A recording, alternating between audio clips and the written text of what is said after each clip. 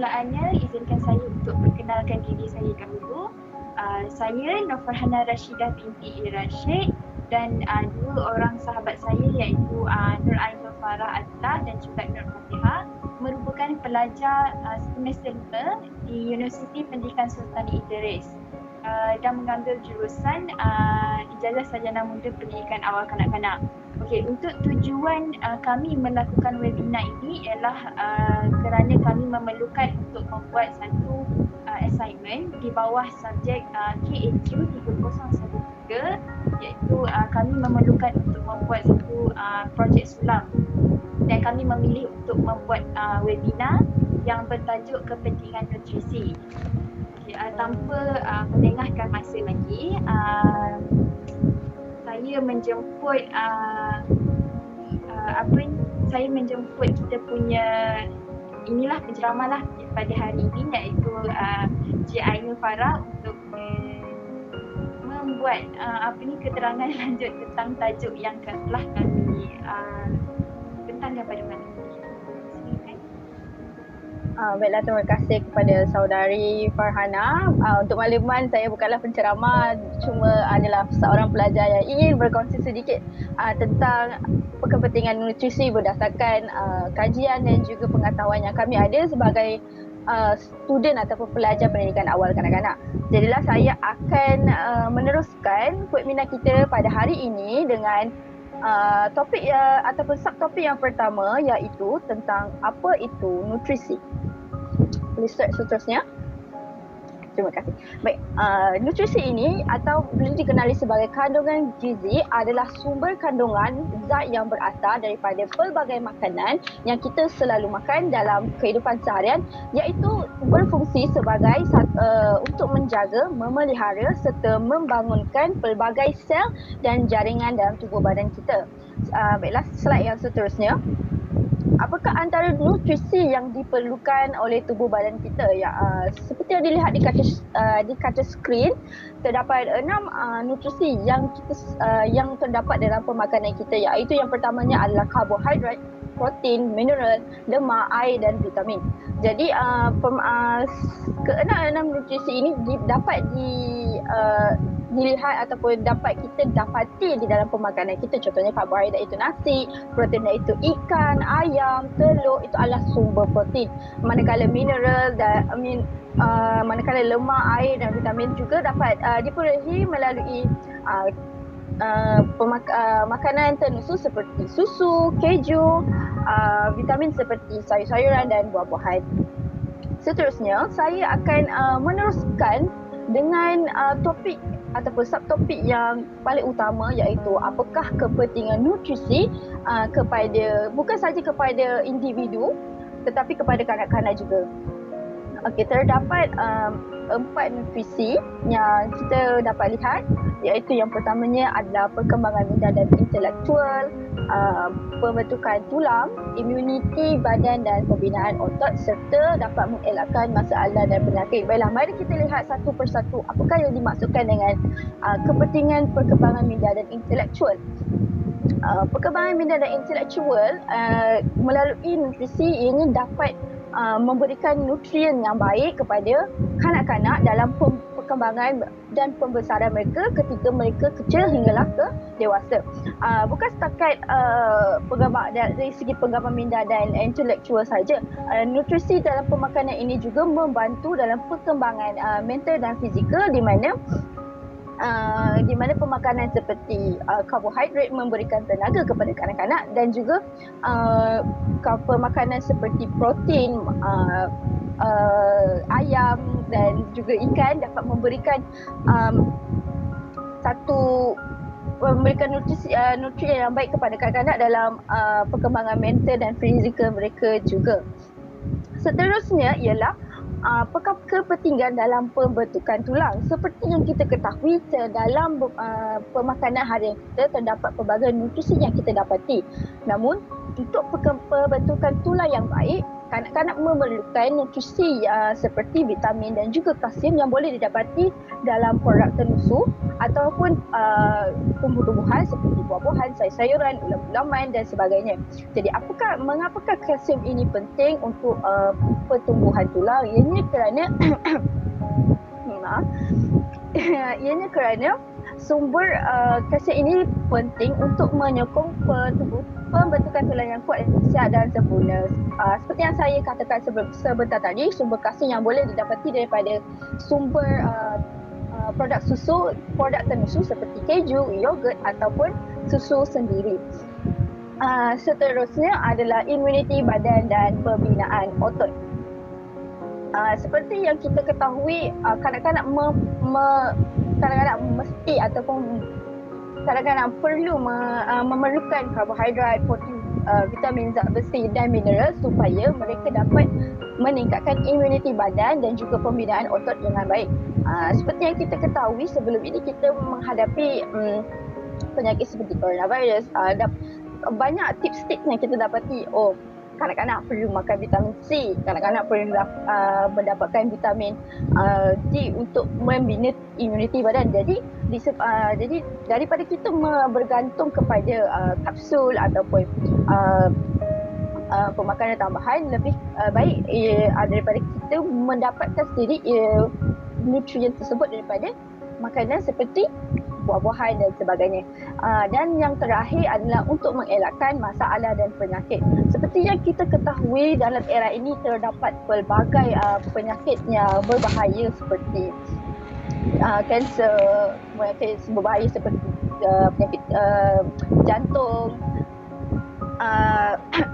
darah tinggi dan sebagainya berlaku kepada kanak-kanak. Jadi menyimbangi makanan yang sihat kepada kanak-kanak adalah penting untuk menjaga nutrisi dalam makanan seharian mereka. Baiklah, seterusnya saya akan bergerak kepada topik yang seterusnya, iaitu isu-isu yang berlaku tentang nutrisi. Okey, baiklah, isu yang pertama, kita selalu dengar tentang kanak-kanak susah untuk makan, sukar untuk makan, dia memilih makanan. Jadi ini adalah antara isu-isu yang kita akan kongsikan mengapa nutrisi itu adalah menjadi salah satu permasalahan kepada ibu bapa, bukan saja kepada ibu bapa tetapi kepada guru ataupun penjaga sendiri, kerana kanak-kanak ini susah untuk makan dan ataupun lebih dikenali sebagai picky eater. Ada setengah kanak dia tak suka ikan, ada setengah kanak dia tak suka ayam. Jadi apakah yang boleh kita lakukan untuk memastikan kanak-kanak ni dia tak memilih makanan? Antara salah satu contohnya adalah kita adapt sendiri dengan pemakanan mereka.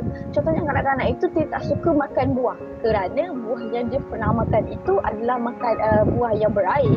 Jadi kita boleh gantikan buah tersebut dengan buah yang lainnya. Seperti macam contohnya, secara personal, saya suka makanan yang rangup. Jadi saya akan makan makanan ataupun buah-buahan yang sihat yang rangup seperti buah lai, buah apple.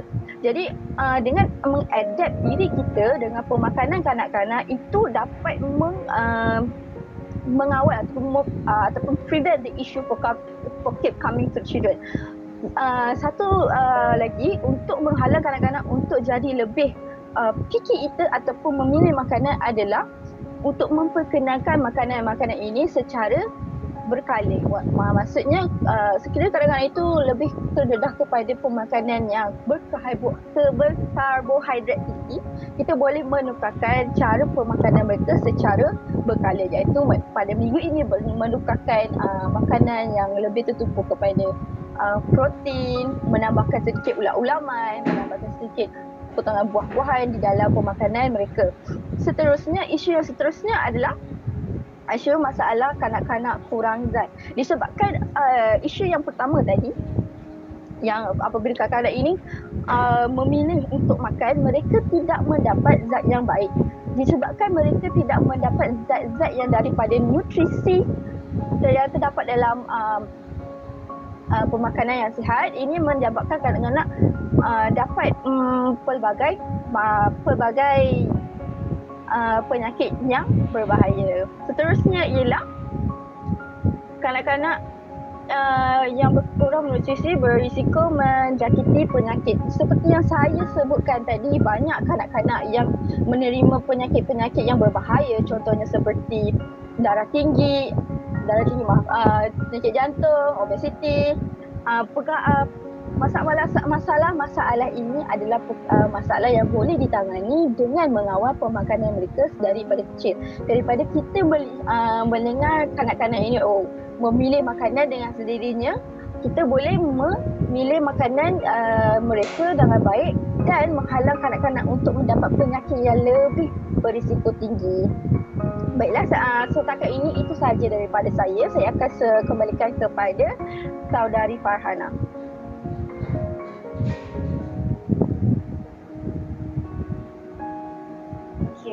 Terima kasih kepada saudari Ainur kerana memberi penerangan yang bagi saya cukup lengkap dan juga apa yang nak disampaikan saya dapat input dia.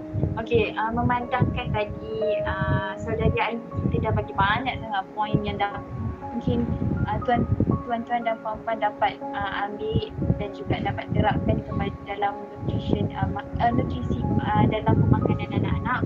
Memandangkan macam saya cakap tadi, Puan Ayu pun dah minum air dah tu.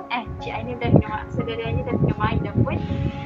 Saya nak minta untuk kita berhenti sebentar, tapi berhenti itu lah. Maksudnya saya akan tunjukkan satu video yang berkaitan dengan nutrisi pemakanan yang boleh tuan-tuan dan puan-puan jadikan sebagai panduan lah juga. Okay.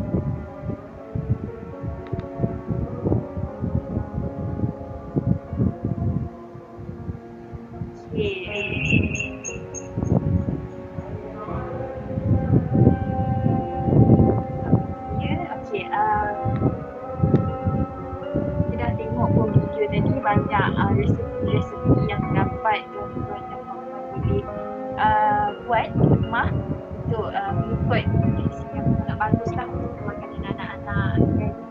Kadang tu tak, bukan untuk anak-anak pun, untuk tuan-tuan dan puan-puan pun tak apa. Kita teruskan kepada saudara yang kita untuk membahaskan subtopik seterusnya. Boleh saudara yang menggunakan? Boleh. Terima kasih saudari Farhana. Jadi subtopik yang saya akan terangkan sebentar ataupun kongsikan sebentar nanti adalah tentang contoh aktiviti yang boleh ibu bapa lakukan bersama kanak-kanak. Bukan saja ibu bapa lah, guru ke, bakal guru ke ataupun penjaga boleh ambil boleh jadikan contoh aktiviti yang saya berikan ini adalah sebagai satu aktiviti yang boleh dilakukan dengan kanak-kanak. Jadi bukan setakat itu, saya akan menerangkan ataupun mengkongsikan tentang contoh ABM ataupun alat bantu mengajar ataupun boleh dikatakan sebagai permainan yang boleh digunakan oleh ibu bapa di rumah untuk mengajar kanak-kanak tentang nutrisi, dan seterusnya akan menerangkan tentang contoh teknik-teknik yang sesuai yang saya pelajari dalam memperkenalkan tentang nutrisi. Jadinya untuk penerangan kali ini saya akan lebih more to slow sikit sebab tadi macam laju sangat. Jadi saya mulakanlah dengan penerangan seterusnya, iaitu contoh aktiviti yang boleh kita lakukan bersama kanak-kanak untuk memberikan awareness ataupun mendedahkan kanak-kanak kepada kepentingan nutrisi ini. Adalah yang kita dapat lihat di skrin ni, ada dua aktiviti yang kami senaraikan, iaitu yang pertamanya aktiviti memasak dan juga aktiviti berkelah. Jadinya dalam contoh aktiviti memasak, ini adalah salah satu aktiviti yang dapat membenarkan kanak-kanak itu untuk menjadi chef ataupun menjadi orang yang pertama menentukan pemakanan mereka. Jadi di situ mereka akan experience ataupun mereka akan mempunyai pengalaman untuk membuat makanan sendiri, dan seterusnya mempelajari apakah pemakanan yang baik, apakah pemakanan yang kurang baik, dan apakah makanan yang perlu mereka elakkan. Di dalam aktiviti memasak ini juga ibu bapa boleh memperkenalkan mereka tentang teknik memasak yang baik. Contohnya seperti mengurangkan aktiviti memasak yang menggunakan teknik ataupun aktiviti menumis, kerana aktiviti menumis itu dapat boleh membahayakan kanak-kanak kan. Lebih kepada aktiviti merebus ke mendidih dan sebagainya. Aktiviti memasak ini juga dia memberikan peluang untuk kanak-kanak untuk memahami apakah ingredients ataupun pemakanan yang baik. Contohnya seperti perbezaan antara fries ataupun kentang goreng dengan buah-buahan. Dua-dua boleh dijadikan snack dan dua-dua juga boleh mengenyangkan. Jadi dengan memilih pemakanan itu, kanak-kanak dapat mempelajari apakah yang baik dan yang buruk. Seterusnya adalah aktiviti berkelah. Jadi di dalam aktiviti berkelah ini, ibu bapa sendiri boleh menyediakan pemakanan yang bukan kita kata tidak ke arah instant makanan yang mudah, iaitu seperti fast food seperti McDonald's, KFC. Bukannya dikatakan tidak perlu, tapi di dalam aktiviti sebulan ataupun secara once in a while, kita boleh membuat aktiviti berkelah yang menumpukan kepada keseimbangan nutrisi, seperti menyediakan makanan yang mempunyai buah-buahan, ulaman, sayur-sayuran dan sebagainya. Antara aktiviti lain yang kita boleh gunakan dalam mengajar kanak-kanak tentang nutrisi ini adalah membawa kanak-kanak itu sendiri untuk grocery shopping ataupun membeli bahan mentah dengan sendirinya. Secara tidak langsung kita dapat mengajar kanak-kanak tentang bahan-bahan masakan serta yang saya katakan tadi, pemilihan nutrisi yang baik. Di situ kita boleh memperkenalkan kanak-kanak, okey, ini ialah section buah ataupun buah ini adalah sekian-sekian daripada kita membawa aktiviti ini kepada kanak-kanak, ini dapat secara tidak langsungnya dapat membantu kanak-kanak memahami dan memilih pemakanan yang lebih baik. Seterusnya ialah contoh ABM ataupun ABM dalam panjangnya adalah alat bantu mengajar. Slide seterusnya. Baik, contoh ABM yang boleh kita gunakan. Contoh ABM ini adalah perkataan yang kami gunakan untuk alat bantu mengajar, iaitu alat yang membantu guru dalam pengajaran. Jadi apa ABM atau permainan yang boleh digunakan oleh ibu bapa maupun guru ataupun penjaga untuk memastikan kanak-kanak ini mengenali jenis-jenis pemakanan adalah yang pertamanya menggunakan flashcard. Flashcard ini adalah sesuatu ABM yang boleh dibentuk sendiri. Banyak flashcard online yang kita boleh dapat lihat di dalam Google, yang kita boleh bina sendiri, kita boleh beli dan sebagainya. Flashcard ini adalah sangat membantu. Contoh aktiviti yang kita boleh gunakan dengan menggunakan flashcard ini adalah aktiviti mereka di mana kita membuat bandingan antara buah ataupun fries, di manakah yang lebih sihat. Jadi seterusnya, contoh ABM seterusnya adalah food play set. Saya katakan tadi, permainan yang boleh digunakan oleh ibu bapa adalah memberikan barangan seperti food play set ini, di mana kanak-kanak itu bermain dengan model makanan. Apabila mereka bermain dengan model makanan ini, mereka akan bertanyakan apakah makanan ini dan apakah makanan itu. Jadi daripada itu kita secara tidak langsungnya menerangkan apakah makanan yang mereka pegang dan apakah makanan yang mereka pilih. Seterusnya adalah menggunakan gambar piramid makanan. Gambar piramid makanan ini kita selalu jumpa di sekolah-sekolah, bukan? Okey. Gambar piramid makanan ini adalah amat penting untuk memberikan penerangan secara tidak langsung kepada kanak-kanak tentang apakah makanan utama yang mereka perlu utamakan. Contohnya seperti menerangkan tentang piramid yang tahap di bawah, iaitu tentang karbohidrat, pembahagian di antara vitamin dan juga kalsium, pembahagian tentang susu dan juga lemak, dan apakah perkara yang di atas yang perlu di prevent ataupun dihalang untuk kanak-kanak makan. Seterusnya adalah saya akan menerangkan sedikit tentang contoh teknik yang boleh digunakan dalam menerangkan tentang kepentingan nutrisi ini kepada kanak, ataupun menerangkan tentang topik nutrisi ini kepada kanak-kanak. Sebelum itu saya akan menerangkan secara ringkas apakah yang dinamakan tentang pendekatan bertema, apakah itu pembelajaran melalui permainan, apakah itu pendekatan berasaskan projek. Jadi kita mulakan dengan pendekatan bertema. Teknik pendekatan bertema ini adalah pembelajaran atau pengajaran yang berdasarkan satu tema atau topik yang khas. Contohnya pembelajaran atau pengajaran tentang makanan, tapi khususnya tentang makanan yang sihat. Contoh, makanan yang tidak sihat, begitu. Seterusnya adalah teknik pembelajaran melalui bermain. Apakah yang dimaksudkan dengan pembelajaran melalui bermain? Pembelajaran yang melalui bermain bermaksud pendekatan yang terancang dan juga berstruktur bagi memberi peluang kepada kanak-kanak untuk mempunyai pengalaman yang tersendiri. Seterusnya adalah pendekatan berasaskan projek. Apakah yang dimaksudkan dengan pendekatan berasaskan projek ini? Ianya dapat dilihat sebagai satu pendekatan yang berfokuskan kepada amali secara terancang. Jadi apakah contoh aktiviti yang kita boleh lihat menggunakan teknik-teknik yang saya sebut tadi? Contohnya teknik pendekatan bertema itu, aktiviti yang dapat digunakan adalah contohnya seperti PDP yang membuat model tumbuh-tumbuhan, kita membuat aktiviti memasak dan sebagainya.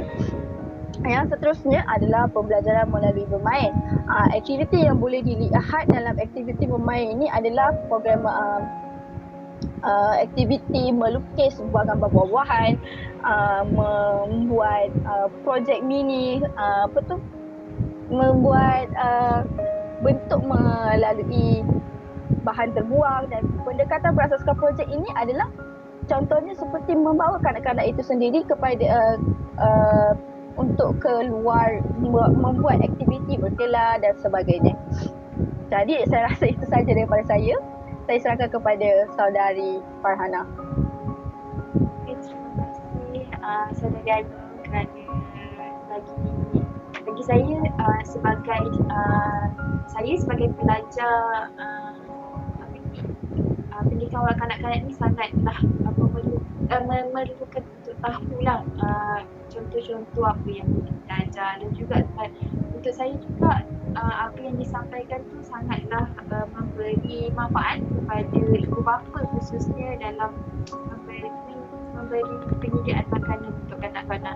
Okey, untuk slot seterusnya, sebelum kita mengakhiri webinar kita pada malam ini, saya nak tanya ada tak daripada tuan-tuan dan puan-puan mungkin soalan yang nak ditanyakan kepada saudari Ayu kita?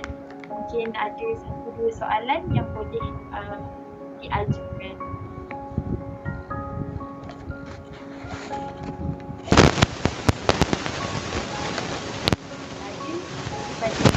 Nadia, boleh saya tahu contoh makanan apa yang boleh kita tukar kepada makanan yang lebih sihat? Boleh saudara Aini kita kupaskan jawabkan soalan yang telah ditanyakan. Boleh. Terima kasih saudari Aina Dia atas soalan yang diberikan. Baik, soalan yang diberikan adalah tentang apakah contoh makanan yang boleh kita tukar kepada makanan yang lebih sihat, kan? Baik. Bila saya menerangkan tentang kepentingan nutrisi, kepentingan mengapa kadang-kadang itu lebih baik diberikan makanan yang sihat, itu bukanlah bermakna kita perlu menukarkan kanak-kanak punya pemakanan secara keseluruhan. Untuk mengubah ataupun to change something, we need patience. Untuk mengubah sesuatu, kita memerlukan kesabaran, memerlukan masa. Jadi apa yang kita boleh tukarkan secara tukarkan kepada yang lebih sihat adalah contohnya seperti makanan yang manis seperti aiskrim, apa lagi, dessert yang terlalu manis, kita boleh gantikan dengan smoothie. Smoothie itu adalah makanan yang berasaskan buah-buahan. Jadi bila kita menukarkan makanan tersebut kepada yang lebih sihat, kerana smoothie ni adalah dia tak memerlukan pemanis tambahan yang terlalu over the top, macam contohlah minuman yang kita selalu dengar kanak-kanak selalu suka sangat, kan, contoh aiskrim ke root beer ke air yang bergas tu adalah sangat tidak sihat untuk kanak-kanak. Jadi kita boleh tukarkan daripada aiskrim tu, kita boleh tukarkan kepada smoothie ataupun oats, overnight oats dan sebagainya. Ini saya rasa saya ingin menambah sedikit. Berdasarkan saya punya penerangan tadi, bukanlah bermakna kita boleh menukarkan, sebab saya cakap tadi kan, bukanlah untuk saya menukarkan cara pemakanan secara whole. Kita boleh tak semua daripada kita mampu untuk memberikan pemakanan yang sihat ataupun pemakanan yang lebih berkualiti kepada kanak-kanak. Jadi sebab seperti yang kita tahu, untuk memberikan pemakanan yang sihat amat-amat memerlukan kos yang tinggi, betul. Jadi sebaik daripada kita tak semestinya kita perlu mengikut pemakanan yang disyorkan oleh western media di barat. Contohnya macam makan salad, tak perlu pun sebenarnya. Kita boleh mengikut culture kita sendiri ataupun kita punya tradisi sendiri dengan mengekalkan pemakanan kita. Cuma kita boleh mencegah daripada menggunakan bahan-bahan yang tidak patut, contohnya MSG, Ajinomoto dan sebagainya. Selain daripada kita menggunakan makanan bergoreng yang terlampau, kita boleh menggunakan teknologi yang terbaru seperti air fryer, bake dan sebagainya. Contohlah sebagai daripada kita, mungkin air fryer dan oven itu terlalu too expensive for us to take. Kita boleh juga mencegah daripada penggunaan minyak yang melampau. Daripada situ contohnya menggoreng aktiviti ataupun makanan yang bergoreng. Daripada kita membiarkan makanan yang bergoreng itu, tidak ditus dengan baik, adalah lebih baik untuk kita tus makanan itu dengan sebaik-baiknya sebelum kita memberikan kepada kanak-kanak. Ini juga dapat cara masakan yang boleh mengurangkan amount of salt ataupun kandungan garam yang tidak berpatutan ataupun minyak adalah dengan mengurangkan jumlah tersebut di dalam pemakanan. Bukan saja kita mengubah serta-merta, tapi kita mengurangkan supaya ia dapat dikurangkan sebelum kita mengubah. Itu saja daripada saya. Terima kasih saudari. Okay, ada lagi ke soalan yang mungkin bermain di benak di minat tuan-tuan dan puan-puan yang mungkin nak tanya lagi kepada saudari kita, sebab saya sendiri pun banyak input yang saya dapat daripada apa yang saudari Ain sampaikan. Masih ada ke soalan yang nak ditanyakan? Ya, sama-sama Ain Nadia. Mungkin ada lagi soalan yang nak tanyakan? Okay, kalau tak ada, izinkan untuk saya simpulkan apa yang telah maksudnya apa yang telah webinar kami yang telah kami lakukan pada malam ini. Okay, untuk saya sebenarnya apa yang dapat saya lihat daripada slide saya sendiri, saya rasa ini berkait rapat dengan gaya hidup pada masa kini, yang mana sama ada kita sedar ataupun tak, gaya hidup pada zaman ini sebenarnya cukup berbeza dengan zaman dulu. Jika dulu ibu bapa lebih gemar untuk menghidangkan makanan yang disediakan dari rumah dengan mengambil kira khasiat, zat-zat yang diperlukan oleh tubuh badan, tetapi pada hari ini kebanyakannya ibu bapa sibuk untuk bekerja, jadinya mereka lebih gemar untuk mendedahkan anak-anak dengan makanan segera. Jadi sedar ataupun tak sedar sebenarnya, walaupun ada ibu bapa yang memasak di rumah, namun mereka masih tak lari daripada untuk memilih bahan-bahan yang boleh dikategorikan agak tidak bagus untuk pemakanan yang diambil oleh kanak-kanak, terutamanya seperti bahan yang segera, contohnya makanan dalam tin, ataupun mie segera, ataupun pelbagai lagi makanan yang diawet, yang mana hal ini sebenarnya menjadikan penyediaan makanan untuk kanak-kanak pada hari ini sebagai sesuatu yang agak nak cakap susah tak susah, tapi dia merubik dan juga mencabar. Perkara ini juga sebenarnya menyebabkan kebanyakan ibu bapa pada masa kini memilih untuk mengambil makanan tambahan kesihatan seperti vitamin, seperti untuk besarkan tubuh anak kan, kalau anak kurang makan. Jadinya dengan harapan untuk mereka ni dapat zat dan nutrisi yang penting bagi perkembangan kanak-kanak. Sebenarnya itu bagus untuk sampingan, tapi ia juga perlu ditambah dengan pemakanan yang seimbang, pemakanan yang bagus, terutamanya untuk kanak-kanak lah, untuk pembesaran mereka.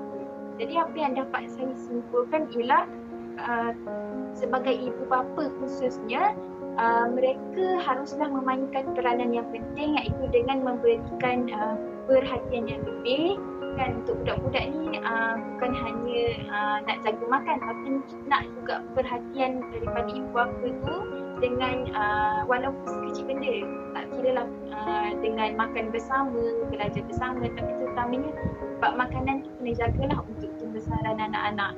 Dan macam saya cakap tadi, dengan menyediakan makanan seimbang dan juga memantau setiap pengambilan makanan harian bagi kanak-kanak yang sedang membesar. Di mana ibu bapa juga mesti memastikan anak-anak tidak terlalu kerap untuk mengambil makanan ringan seperti gula-gula, jajan, bikarbonat, yang mana ia boleh merosakkan nutrisi dalam badan dan juga boleh merosakkan macam ni nak cakap, boleh merosakkan pembesaran, boleh membantutkan. Sebab itulah adanya masalah-masalah, adanya isu-isu yang telah yang seperti mana saudara Ainul yang sebutkan tadi. Okay. Saya rasa itu saja daripada saya. sekian kalinya saya nak ucapkan terima kasih kerana sudi untuk kira untuk menyertai webinar kami pada malam ini dan juga untuk memeriahkan lagi webinar kami pada malam ini. Okay, untuk